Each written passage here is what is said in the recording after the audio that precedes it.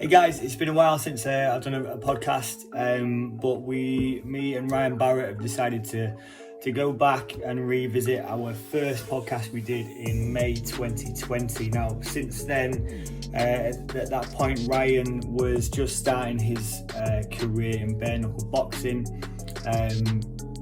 2 years later, over 2 years later, and I think maybe 5 fights later, he's now challenging for the World Cruiserweight title after becoming the British Cruiserweight Champion just a few weeks ago. So we kind of revisit what he's been up to, how he's been training for it, how the fights went, what he's learned about himself after losses, but also during the wins, and then obviously we talk about his upcoming fight on September the 3rd, I think it is, at the O2 Arena in London. So yeah, that's our newest podcast. I hope you enjoy it. You can find Ryan's information down in the description below if you want to go follow him and see and check him out, check his training out and what he gets up to. He's a very, very interesting and inspirational human being, and one that I'm proud to call a personal friend as well. So yeah, check it out. Hope you enjoy it, and we'll see you soon.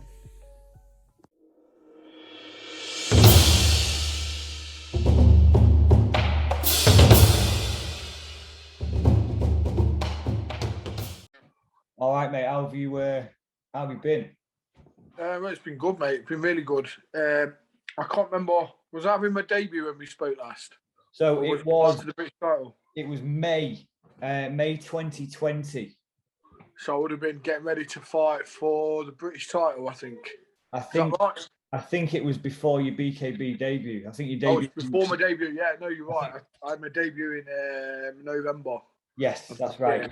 Yeah. Yeah. So the debut went really well. I got the second fastest knockout ever in 7 seconds. So that one went really well. Yeah.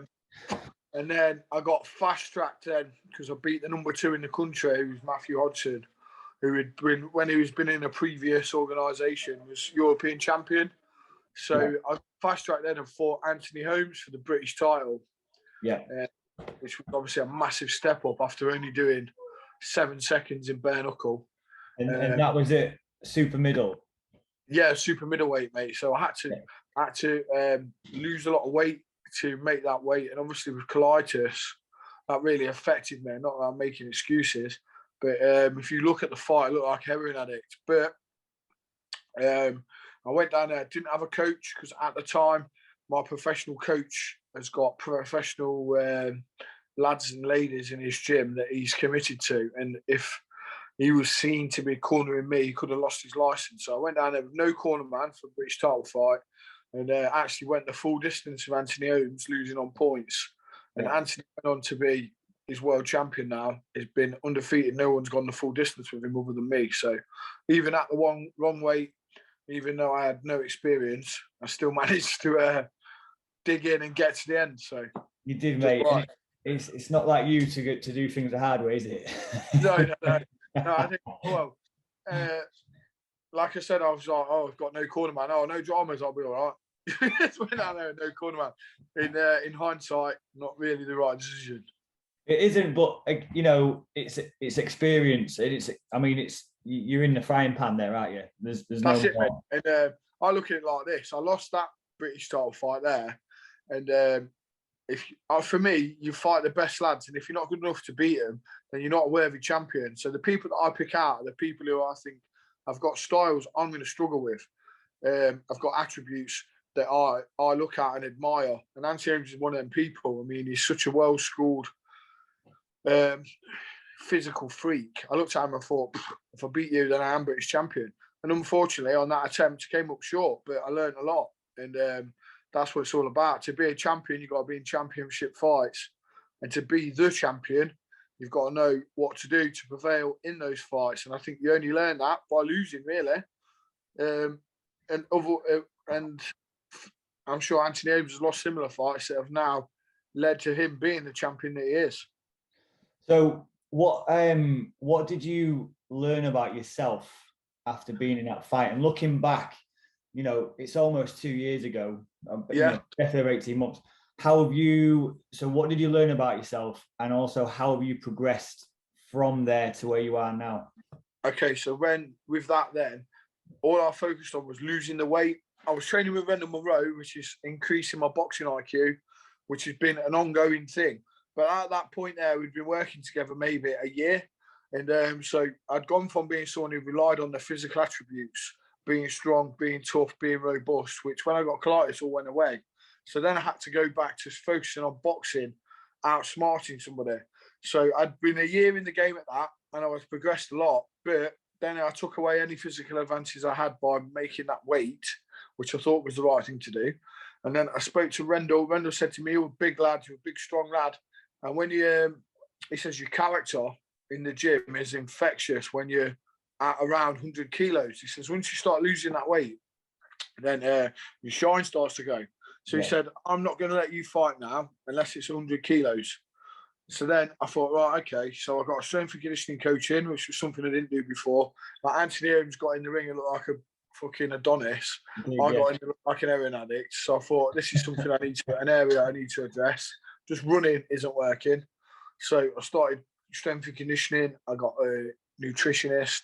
I started looking at it as a professional sport and taking it seriously. Yeah. And then I got offered a world title eliminator at Cruiserweight, which is 100 kilos.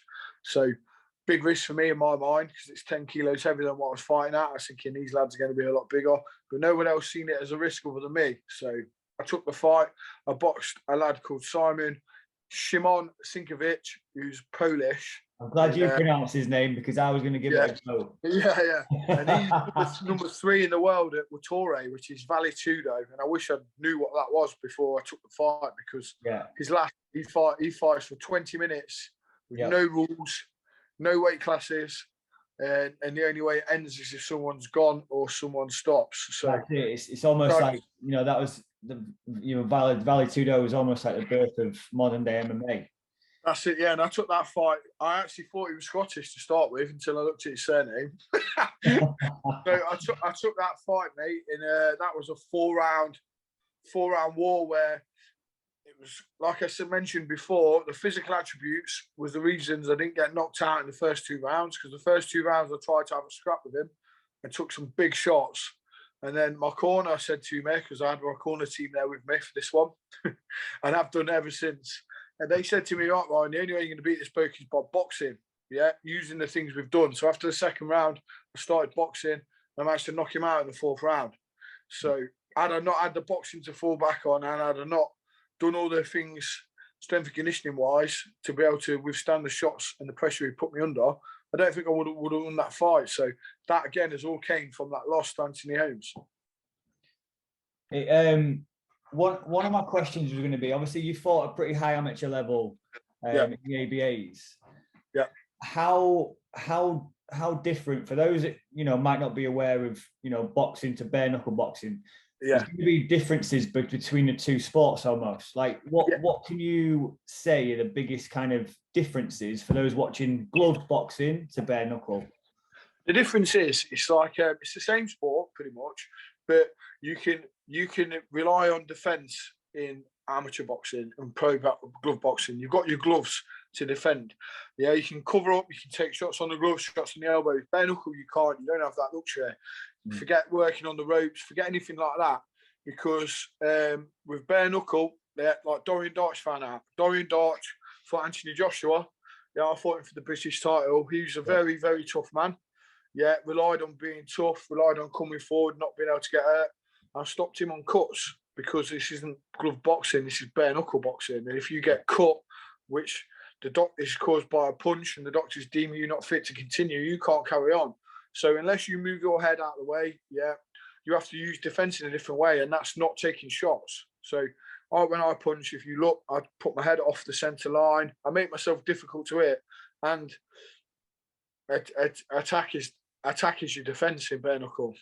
Whereas in amateur boxing, you've got people like Floyd Mayweather who stand there, take shots on the gloves, deflect shots with their elbows and the shoulders. You can't do that in bare knuckle. So essentially, you need to learn the fundamentals of a good boxer, have the courage and the the bollocks to go for it and employ it with no gloves on. And I find that's working really well for me. And the more I study boxing, because I've got all the attributes required for bare knuckles, and I don't care about getting hit, I don't care about getting tired or hurt, but I'm learning more and more about boxing so that I take less punishment than others do. And then if it comes down to it, I'm willing to take more than they are. Yeah. But I'm trying to use skill so that I don't have to. You could see that in the Holmes fight.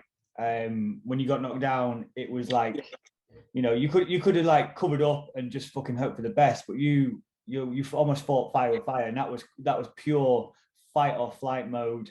And I'm going to bite down and go for it. And it's everything.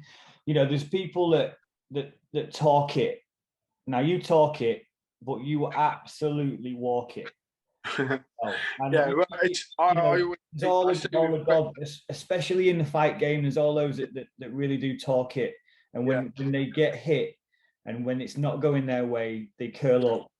And nothing more true there than against Ryan Barrett. Like, the plan with him was to exchange when he's throwing, to land my shots and cause cuts. So as soon as I bounced across the ring, as soon as the bell got, I got drilled with a jab, which I thought to myself, oh God, this is going to be a long night. But I had enough confidence in my team and in my physical ability where I just thought to myself, I don't care, you have to knock me out. You're going to have to you have to do something no one else has ever done to me since I've been born and stop me, and that's not going to happen. So I closed the distance, exchanged with him, did what we worked on, and his face was smashed to bits, and I didn't have a mark on me. So, I know. I mean, that's been a theme for like all your fights. There's not been barely been a mark on you. No. And like you said earlier, I think when you're slipping, you're coming off the centre line.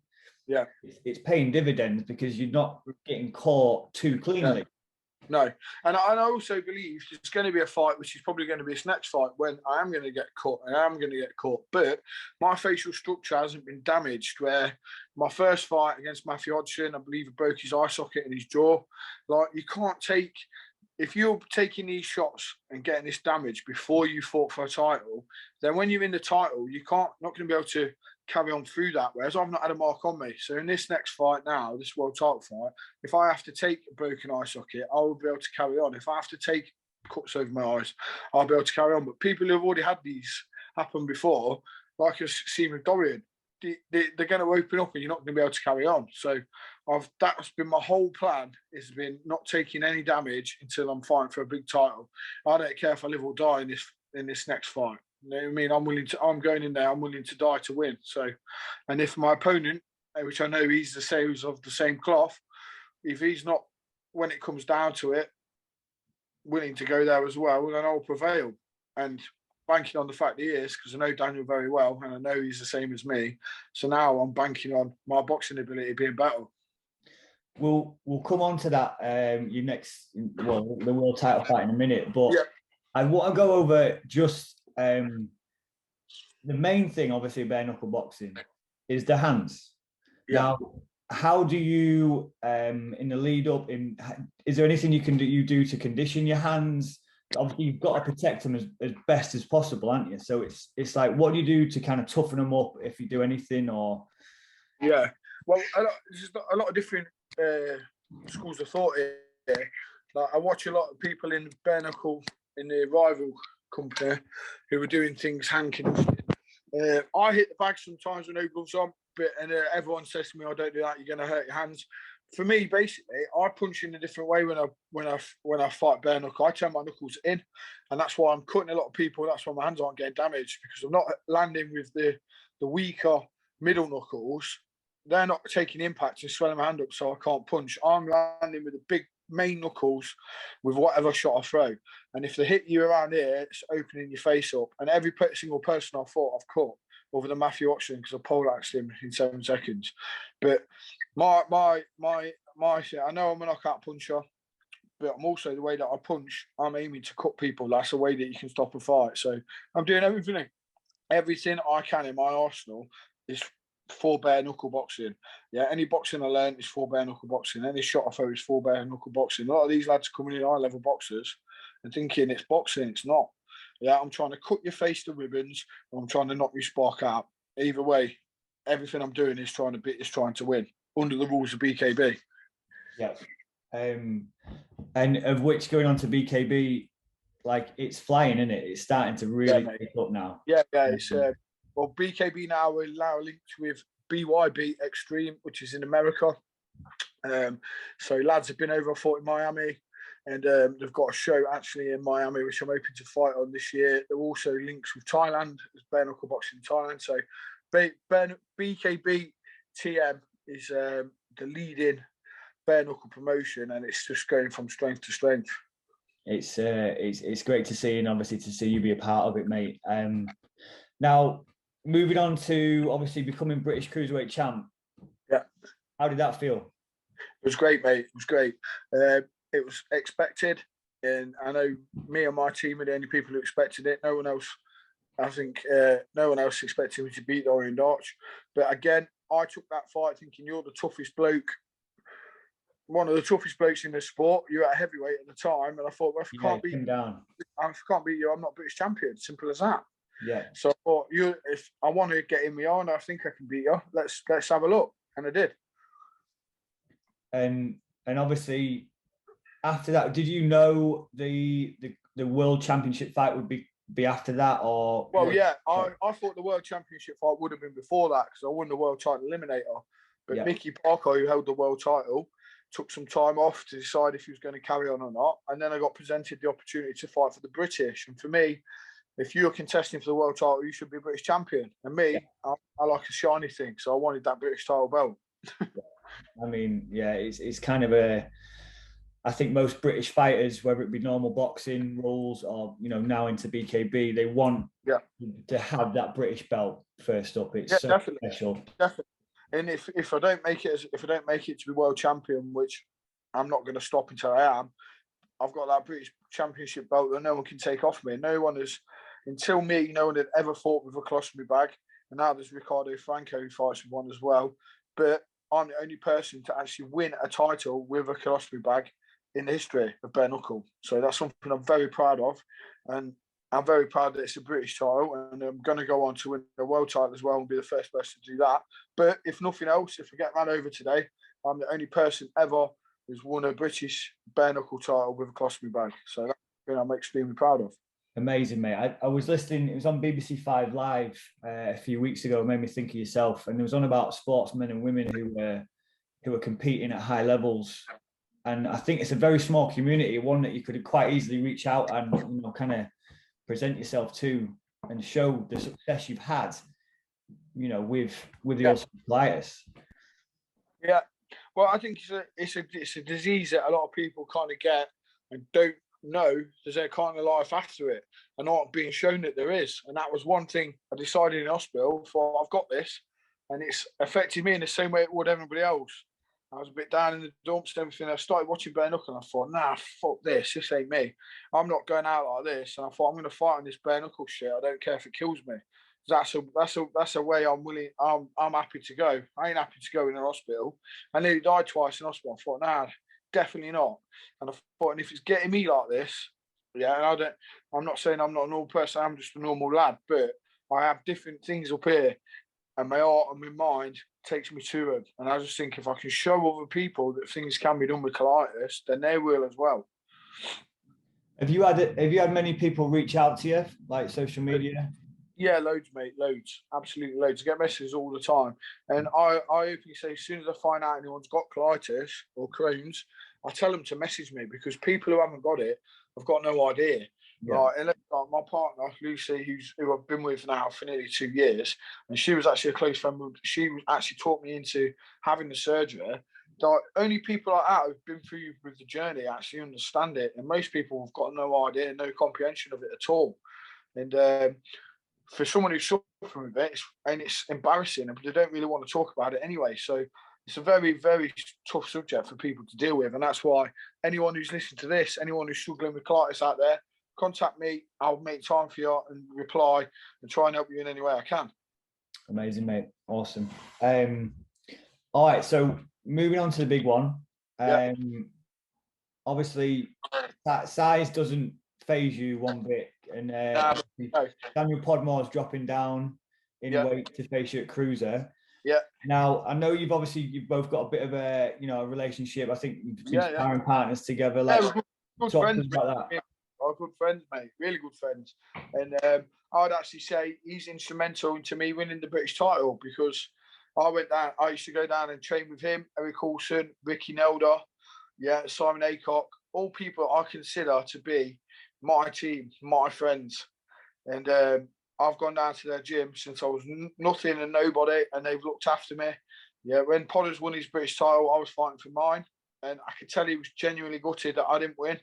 So when I won mine, Potters was fighting for his world title. He actually came out, had a picture with me with both the British title fights. Yeah, we planned to go out and have a drink together after, but there was a bit of trouble in the venue, so we left. Yeah, Potters is a really good friend. I class him as one of my best friends in BKB. But he's also someone who I class is a serious competitor.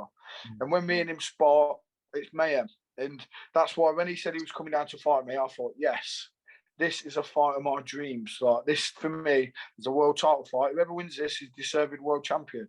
Yeah. So it doesn't matter with mates. It's even better than with mates. Yeah, to fight your best mate, one of your best mates, for the biggest thing in the sport. I look at it as he's giving me this opportunity and I'm accepting it, so we can both do this together. And what better? And what a better man to be in there than him. Yeah, and I say that with the greatest respect. I've got so much respect for Potters and like him as a person. Yeah, and I cannot wait to try and punch his face in when I get a chance. That's awesome. I mean, for a big guy, he can move really well. I mean, his movement is so quick. Yeah, he spars with some really good lads. Like he lives like I live. Yeah, we live for this sport, and without this sport, we're in pubs being dickheads. You know what I mean? It's simple as that. It's the same sort of person. He's applied his tenacious nature to something to like inspire his family, his friends, and himself. You know what I mean? To do something he's proud of, and he's doing really well. And he's helped me to get to this platform now. And I believe me and him together in this fight can both raise our own profiles in the best way that we know to, having a scrap. You know what I mean? What better? It's glorious, isn't it? And yeah, it is. And then, like, what we see a lot of in BKB is straight after the bell, it's so much respect between the two men in their face. Yeah, well, that's there before, and that's there why we want to fight each other, because I look at him and I think you're someone I know is going to be hard to beat. Yeah, I believe I can beat. I'm not sure if I can. Yeah, and I'm the same with him. And I believe he thinks he can beat me. I know he thinks he can beat me. Yeah, but he don't know for definite until he gets there and catches one of these bad boys. And it's the same with me. So if there's someone there I ain't sure I can beat, I've got to fight him and I've got to know. And that's why this fight's going to be amazing. It's going to be the best. It'll be the best fight people have seen in BKB, because me and him are the same, cut from the same cloth. He's an animal and I am the same. I'm looking forward to it. How many weeks are we out now? It's September. I think it's 7 weeks on Saturday, mate. 7 weeks on Saturday. 7 weeks. So September the 3rd, the date is. If we have a little bit of a chat about your training. Yeah. Where are you at now? We'll look at like your strength and conditioning, that type of stuff. No, we doing a VO2 max test the other day. Yeah, I was doing a VO2 max test the other day, and so I'm working with someone who does works with a lot of professional footballers, a lot of professional athletes. I can't mention his name because he doesn't want to be affiliated with Knuckle, but it's someone who used to work with my coach. And we know for this fight, everything I've been doing is really good, but we know for this fight with Potters, potentially going to go 7 rounds, so I've got to have 7 rounds in the legs. So we brought him in. I'm at where I am now. I'm starting this camp is where I was when I fought Dorian Dorch. Yeah, and I was prepared for anything then. And I beat Dorian, but I believe it's going to be a similar fight to that. But where the fight got stopped in the 3rd, it won't get stopped in the 3rd against Daniel. And I believe it could be a 7-round absolute tear-up. And I'm preparing for that. And I know the shots he's going to hit me with, I'm going to have to be fit to still be standing. So I spoke to him the other day, and he says to me, I had a couple of problems I won't go into in my last fight because I don't want anyone knowing what was going on. But he said to me, "Am I fitting well?" And I said, "Yeah." I says, "You're going to face the best Ryan Barrett on September the 3rd." And I says, "And I know I will you. And let's have it and let's see who comes out on top. May the best man win." Awesome, mate. So in terms of your S&C, are you doing any lifting? I know you said earlier you just yes, mate, yeah. do road work, but what type of So I've got a strength and conditioning coach, Rob Thurston, who's been working with for the last 2 fights. He gets me lifting and then supersetting that with plyometric movements. I call him Rob the Merciless because outside of the core, mate, it's absolutely the hardest stuff I've done. It's disgusting. And his only answer to any question you ask is no. so it's really good. He's like food police in the gym. So I work at the gym where he trains me, and it's like kind of having a look, like when you're crossing the road, having a look before you eat anything, because he'll be on your case, catches you eating something you shouldn't. So I'm under good positive pressure to be performing all the time. I feel this is the only time I've had the mindset like I've had when I was in the core, when I was training in the core, mate. That kind of, I don't care if it's time to run and jump off this cliff, I'll do it. If I've got to walk a mile, if I've got to crawl a mile over glass, I'll do it. I don't care if Rob tells me I've got to eat dog shit, I'm eating it with a smile on my face if I think it's going to make me win. Well, that's it. Like that's somebody there straight away in your corner who cares. And that's what fighters need. Everyone who's in my team cares, mate. And I feel like because I'm honest, you all get to know me. When you get to know me, you know how I tick and you know how to get the best out of me. And Brendan Munro in my corner, like he works in my corner, and Jay Pateman, who's my close friend, sparring partner, works in my corner. They all know me. Yeah, so no, I'm like an open book. Like, you know, if I'm pissed off, it's written all over my face. If I'm happy, it's written all over my face. And these people know me and know and act accordingly. And know what they've got to say, what they've got to do to get the best out of me. So it's the best and happiest I've ever been. Like I say about my girlfriend as well, she comes into the team, Lucy Cresswell. And without her, mate, none of this would be happening at all. Like when she came into my life, I was at a point of suicide. And through being with her, mate, she gives me all the things that I want to work hard for. I want to be a positive male role model for her kids. I want to show them that no matter what goes on, if you carry on and don't give in, you can succeed anything. And that's the same for all my team. All the effort and belief they've got in me, I want to show them it's not gone to waste. Yeah, that it's all going to pay. I'm sure you do them all proud every day, buddy. I really do. So September 3rd. Yeah. Yeah, and it's at the O2. Yeah. London. How can we get tickets? Yeah, so you can get tickets from me, or if you go onto any of my social media, I'm Romeo Bravo on Facebook, or at _the_ cockroach on Instagram. The link will be in there, or contact me directly for paper tickets, or you can get them from the BKB website and order tickets directly off there as well.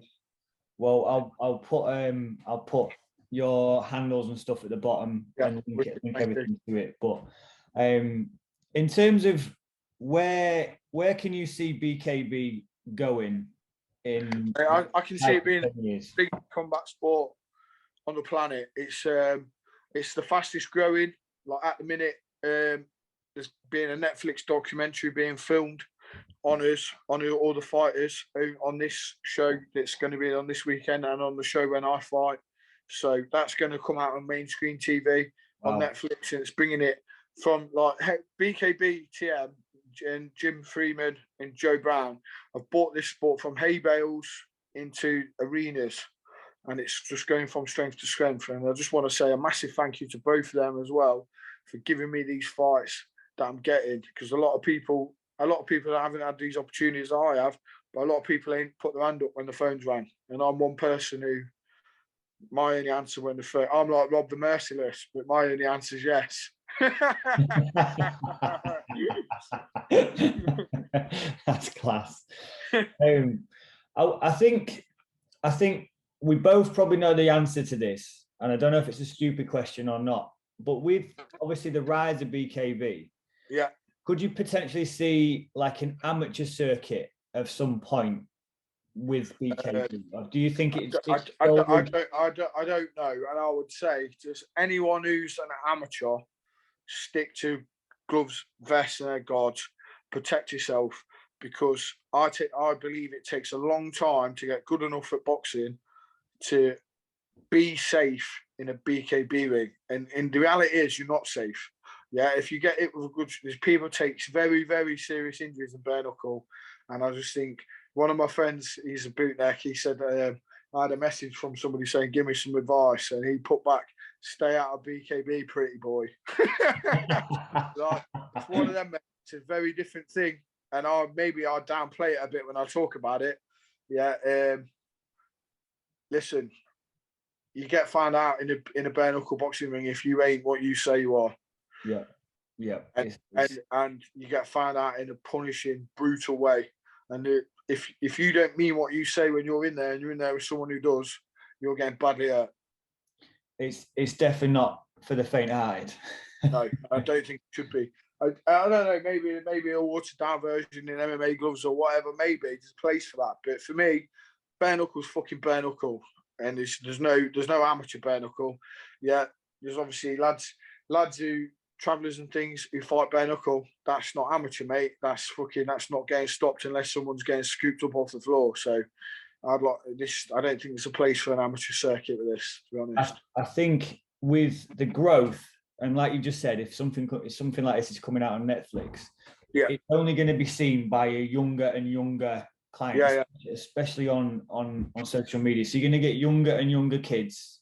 Yeah. It's probably going to go back to, backyard Kimbo Slice type YouTube bare knuckle boxing. Do you know what I mean? So it's like, how can that to keep people and to keep kids safe?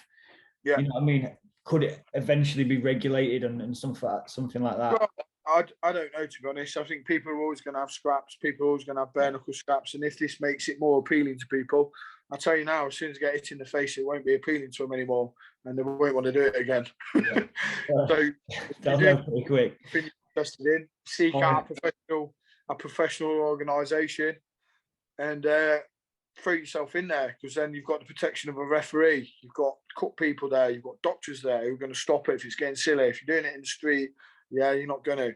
So I'd advise against anyone fucking having bare knuckle fights in the street.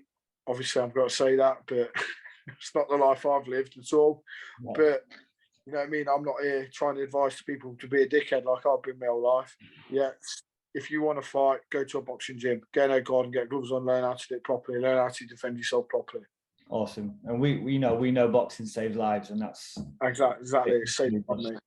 Yeah, really does. But mate, we've got to wrap this up now. But again, I want to appreciate you for your time. Thank you for yours, Matt. And we hope everything goes well for you on a night. I'll be watching. I might even see if I can get down, buddy. I really will. Brilliant, mate. Brilliant. Thank you. It's a long trek for me, but I think I might see if I can. There's not anything that can go wrong. There's not anything that can go wrong. Yeah, I'm in there doing what I love. I'm going to be down there with my girlfriend and one of her boys, Billy. Yeah, so for me, it's a no lose scenario, and then I get to have a fight with no gloves on against one of my pals for the world title. It's no lose scenario for me. So there's not anything that can't go well. But all I'll say is get your tickets, come and watch one of the best fights with no gloves on you'll ever see. Awesome, mate. Awesome. Again, much appreciated. Best of luck, brother. I'll probably speak to you beforehand anyway. But yeah, all the best from me, mate. Cheers, pal. Much love. All right, buddy. Cheers. Cheers, mate.